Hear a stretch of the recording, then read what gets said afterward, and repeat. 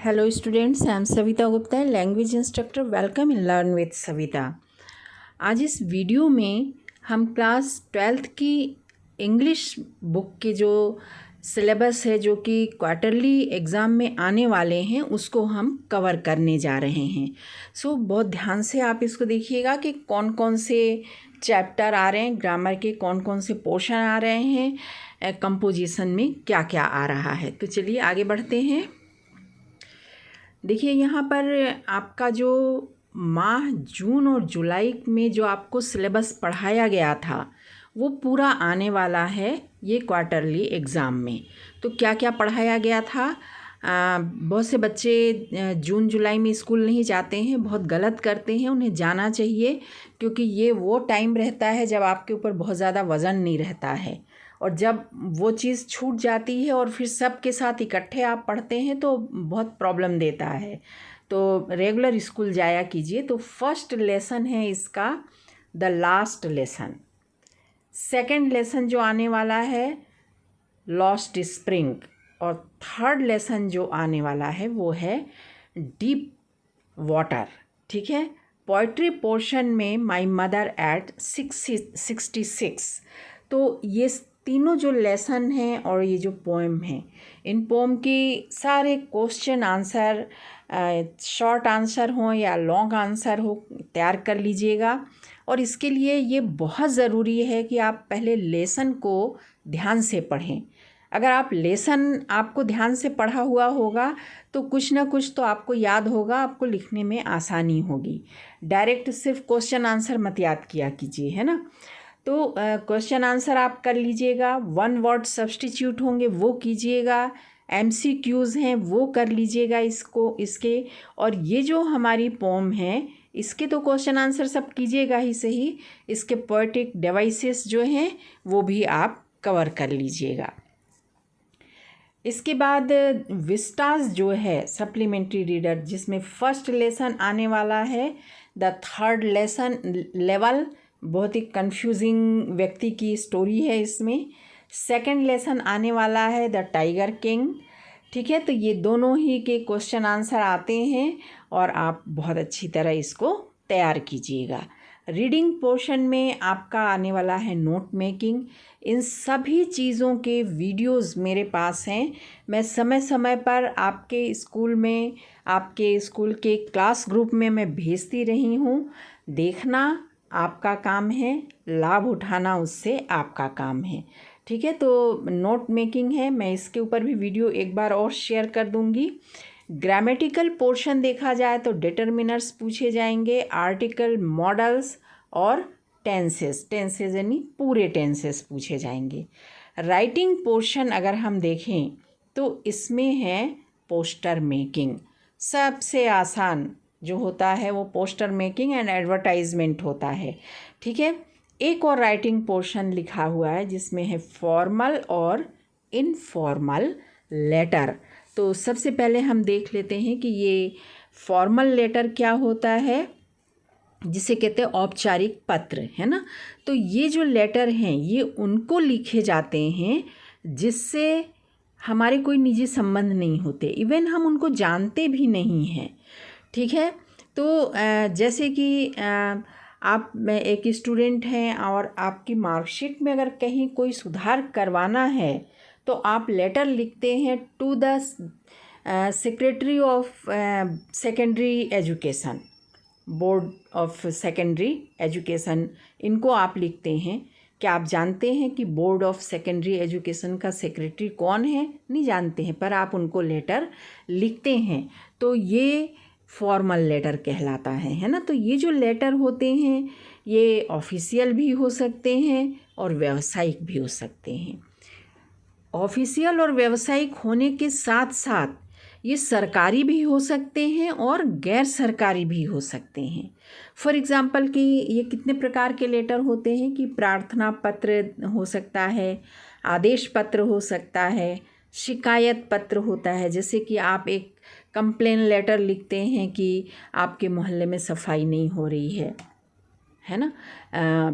आप कलेक्टर साहब को एक कंप्लेन लेटर लिखते हैं कि एग्ज़ाम हो रहा है, सब लोग परेशान हैं, ये डीजे वाले शादी का मौका चल रहा है, खूब शोर कर रहे हैं, तो बैन ऑन लाउड स्पीकर के लिए एक शिकायत पत्र लिखते हैं, ठीक है ना।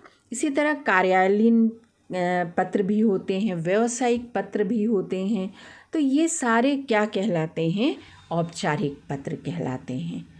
अब आते हैं हम इनफॉर्मल लेटर पर, अनौपचारिक पत्र, है ना। तो इनफॉर्मल लेटर फॉर्मल के बिल्कुल अपोजिट होते हैं। ये हमारे पर्सनल लेटर होते हैं।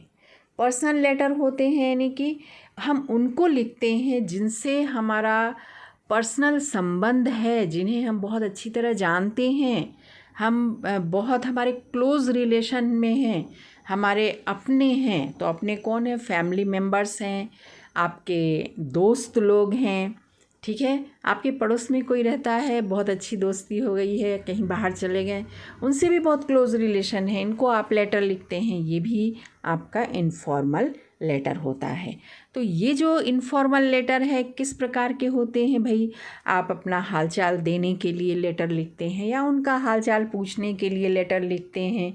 वो जहाँ रह रहे हैं वहाँ क्या क्या है, देखने जैसी चीज़ क्या है, वहाँ का एनवायरनमेंट कैसा है, ये इसके लिए लेते हैं। अगर मान लीजिए आपके घर कोई फंक्शन है, आप उनको बुलाना चाह रहे हैं, तो इनको इनविटेशन लेटर लिखते हैं, ये भी होता है। तो ये सब होते हैं फॉर्मल और इनफॉर्मल लेटर्स।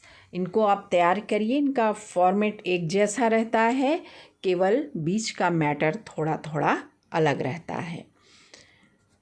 कोई भी लैंग्वेज हो, लैंग्वेज यानी कि जो आप बोलते हैं उनको, उनमें नंबर लाना बहुत आसान होता है, बशर्ते कि आप थोड़ा सा सीरियस हों, थोड़ा सा इंटरेस्ट लें, ठीक है। अब आप देखिए कि हम आ जाते हैं कि अगस्त माह में आपको क्या क्या सिलेबस में पढ़ाया गया। तो क्या पढ़ाया गया? फ्लेमिंगो जो आपका बुक है उसमें से 4th लेसन है द रैट ट्रैप, ये पढ़ाया गया है। इनके क्वेश्चन आंसर पूरे आएंगे। कीपिंग क्वाइट जो पोएट्री है ये आपको पूरी तरह पढ़ाई गई है और ये भी आने वाला है, इसके भी क्वेश्चन आंसर आने वाले हैं। नेक्स्ट आप देखिए कि जो सप्लीमेंट्री रीडर है विस्टास, तो इसमें 3rd lesson journey to the end of the earth, lesson 4th भी आने वाला है द एनिमी, ठीक है। ये थोड़ा सा गलत लिखा हुआ है जहाँ से भी प्रिंट हुआ। ये पर्ल एस बक की लिखी हुई एक स्टोरी है, जिसमें आपको याद होगा कि जो एक जापानी डॉक्टर हैं, डॉक्टर सदाओ, उनकी स्टोरी है इसके अंतर्गत। तो ये इसके भी क्वेश्चन आंसर बहुत अच्छी तरह तैयार कर लीजिएगा। और ग्रामेटिकल पोर्शन में है नरेशन है, कंपाउंड सेंटेंस है, ये डू एज डायरेक्टेड में पूछे जाते हैं, जबकि आर्टिकल जो है फिल इन द ब्लैंक में एक नंबर के आते हैं, उसमें पूछे जाते हैं। और फिर ये एडवर्टाइजमेंट है। सबसे आसान पोर्शन जो होता है इंग्लिश में वो यही होता है कंपोजिशन में। देन फ्लेमिंगो जो आपकी मेन बुक है उसका 5th लेसन है इंडिगो, इसके भी क्वेश्चन आंसर बहुत अच्छे से तैयार करिए। और एक बहुत ही ब्यूटीफुल पोएम है ए थिंग ऑफ ब्यूटी। तो आप इन सभी के क्वेश्चन आंसर चाहे छोटे हों या बड़े हों, या इनके जो 1 वर्ड सब्स्टिट्यूट हों, या फिर MCQs हों, या फिर फिल इन द ब्लैंक हो, सब तैयार करके रखिए। पैटर्न बदल रहा है और बदले हुए पैटर्न से पूछा जाएगा, तो आप इसको ज़रूर बहुत अच्छी तरह तैयार करके रखिए। इंग्लिश में नंबर लाना कोई बहुत मुश्किल काम नहीं है। मैं समझती हूँ इंग्लिश तो दुनिया की जो सब भाषाओं में सबसे आसान भाषा है, ठीक है। आप अपनी हिंदी ही देख लीजिए, उससे कितना आसान है, ठीक है। इसके बाद ग्रामेटिकल पोर्शन में एक्टिव पैसिव वॉइस पूछा जाएगा और preposition fill in the blank में पूछा जाता है। Active passive do as directed में पूछा जाता है। फिर नोटिस राइटिंग, इस पर भी मेरा वीडियो बना हुआ है, मैं भेज दूंगी। और फिर आपका जो प्रोजेक्ट वर्क है वो तो आपका करना है। रीडिंग कॉम्प्रिहेंशन में आपका अनसीन पैसेज आता है, जिसमें एक पैसेज दिया रहता है, उसके बेस पर क्वेश्चन दिए रहते हैं और उन क्वेश्चंस के आंसर उस पैसेज को पढ़ करके निकालना रहता है। तो आई होप कि आपको ये जो वीडियो है काफ़ी हेल्पफुल रहेगा अपने एग्ज़ाम की तैयारी करने में। आगे भी मैं ऐसी ऐसी वीडियो बना करके डालती रहूँगी। अगर आपको इंग्लिश के अलावा किसी और सब्जेक्ट पर भी चाहिए कि क्वार्टरली एग्ज़ाम में वो कितना आ रहा है सिलेबस, तो आप मुझे कमेंट बॉक्स में लिख के बताइएगा। मैं ज़रूर आपको उस सब्जेक्ट का भी बना करके वीडियो डाल दूँगी। तो आपको अगर वीडियो अच्छी लगी हो तो लाइक कीजिए, शेयर कीजिए अपने फ्रेंड्स को, कमेंट कीजिए और मेरे चैनल को सब्सक्राइब भी कीजिए।